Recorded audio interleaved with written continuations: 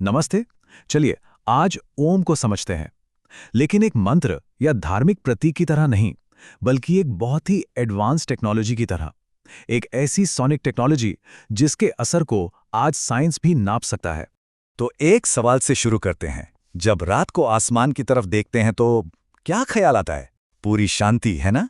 एक खालीपन? क्या स्पेस सच में बिल्कुल साइलेंट है? हाँ, ज्यादातर लोग तो यही सोचते हैं, पर साइंस की कहानी कुछ और ही है। नासा ने जब ब्लैक होल्स और सितारों से आने वाली रेडियो तरंगों को आवाज में बदला, तो एक चौंकाने वाली बात सामने आई। पता चला कि ये पूरा का पूरा ब्रह्मांड असल में गहरी, लगातार गूंज से भरा हुआ है। और सबसे दिलचस्प बात क्या है, हमारे योगियों ने हजारों साल पहले बिना किसी टेलीस्कोप के इसी आवाज को अपने गहरे ध्यान में सुन लिया था। उन्होंने इसे नाम दिया नाद ब्रह्मा, जिसका मतलब है ब्रह्मांड ही ध्वनि है। और उन्होंने कहा कि इस ब्रह्मांडीय कंपन का जो सबसे करीबी ध्वन्यात्मक रूप है वो है ओम। ठीक है, तो अब थोड़ा और गहरे चलते हैं। ब्रह्मांड से हटकर अब बात करते हैं असलियत की, मतलब रियलिटी की बुनियादी बनावट की। आज की जो सबसे एडवांस्ड फिजिक्स है, क्वांटम फील्ड थियरी, वो एक बहुत मजेदार बात बताती है। वो कहती है कि जो कुछ भी हमें ठोस, मतलब सॉलिड लगता है ना, वो असल में है ही नहीं। अगर हम किसी भी चीज को, यहां तक कि खुद को भी, सबसे छोटे स्तर पर देखें, सब एटॉमिक लेवल पर, तो वहां कुछ भी स्थिर नहीं है। हर कण असल में एक एनर्जी फील्ड में सिर्फ एक वाइब्रेशन है, एक लहर है। और ये देखिए, ये स्लाइड कितनी कमाल की है। ये दिखाती है कि कैसे मॉडर्न साइंस और हजारों साल पुराना ज्ञान एक ही जगह आ मिलते हैं।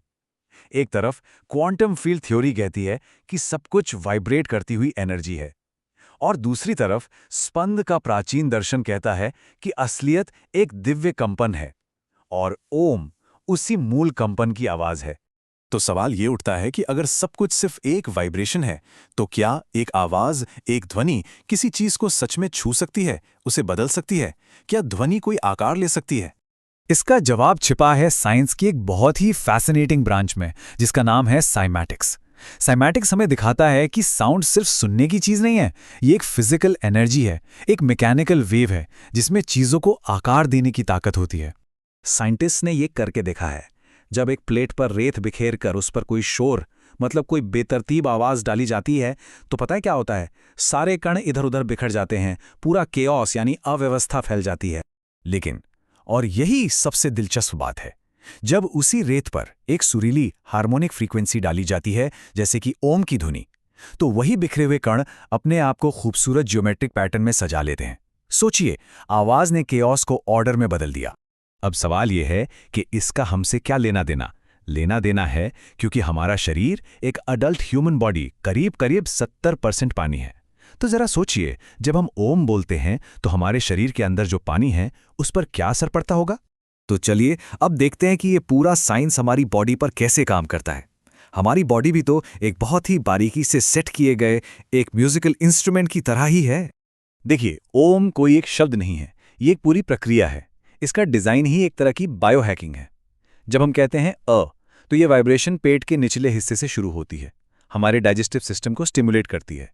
फिर जैसे ही आवाज ऊ में बदलती है, वाइब्रेशन ऊपर छाती तक आती है, दिल और फेफड़ों का असर डालती है, और आखिर में म की वो गूंज, वो वाइब्रेशन सीधा हमारे चेहरे, हमारे साइनसेस और हमारे ब्रेन तक पहुंचती है। और उसके बाद की जो खामोशी है, वो तो जैसे हमारे नर्वस सिस्टम के लिए एक रीसेट बटन हो। तो ठीक है, शरीर में वाइब्रेशन तो हुई, पर इसका असली मतलब क्या है? असली सवाल यह है कि ये फिजिकल वाइब्रेशंस हमारे ब्रेन में क्या बदलाव लाती हैं। और कमाल की बात यह है कि आज एफएमआरआई और ईईजी स्कैन से हम इन बदलावों को देख सकते हैं। ये चार्ट देखिए, ये हमारे दिमाग के एक हिस्से, जिसे डिफ़ॉल्ट मोड नेटवर्क कहते हैं, उसकी एक्टिविटी दिखा रहा है। ये हमारे दिमाग का वो हिस्सा है जो हमें फालतू सोचने पर, फ्यूचर की चिंता करने पर या पास्ट में अटके रहने पर मजबूर करता है। और देखिए, ओम का जाप करते ही इस नेटवर्क की एक्टिविटी कितनी ज्यादा घट जाती है। मतलब दिमाग शांत हो जाता है और हम प्रेजेंट मोमेंट में आ जाते हैं। पर कहानी यहीं खत्म नहीं होती। ओम का जाप हमारे ब्रेन के डर वाले सेंटर, एमिगडाला को शांत कर देता है। हमारे लॉजिक और शांति वाले सेंटर, प्रीफ्रंटल कॉर्टेक्स में खून का बहाव बढ़ा देता है, और हमारी ब्रेन वेव्स को तनाव वाली बीटा से हटाकर रिलैक्स करने वाली अल्फा और थीटा में ले आता है। ये वो स्टेट है जहां बॉडी अपनी हीलिंग, अपनी मरम्मत शुरू करती है।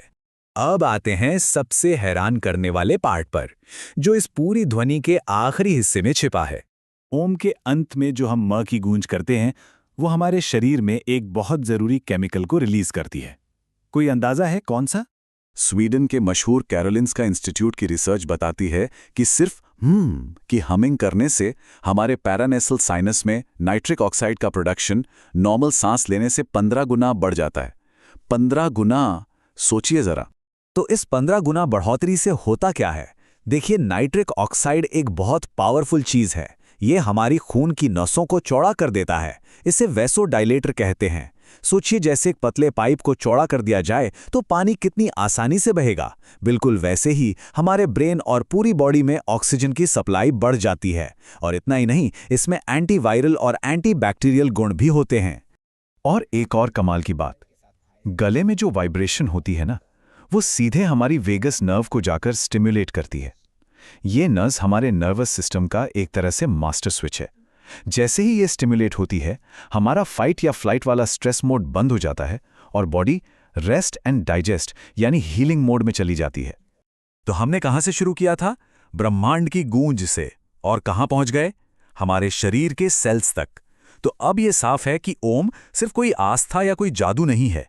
ये एक हाई टेक सोनिक टेक्नोलॉजी है, जिससे हम अपनी न्यूरोलॉजी और बायोलॉजी को खुद कंट्रोल कर सकते हैं। तो ये सब हमें सोचने पर मजबूर करता है ना, कि ऐसा कितना और प्राचीन ज्ञान है जो बस इंतजार कर रहा है कि साइंस आए और उसे वैलिडेट करे। शायद सारे जवाब कहीं बाहर नहीं, हमारे अंदर ही मौजूद हैं।